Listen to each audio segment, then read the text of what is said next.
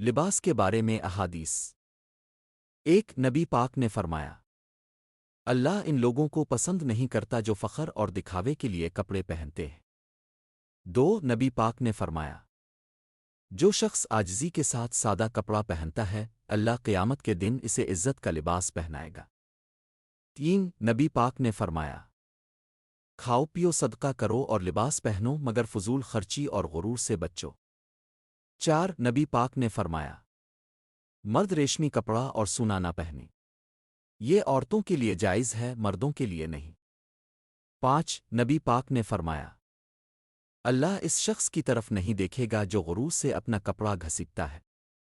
چھ نبی پاک نے فرمایا، عورتوں کی مشابہت اختیار کرنے والے مرد اور مردوں کی مشابہت اختیار کرنے والی عورتیں اللہ کی لعنت میں ہیں۔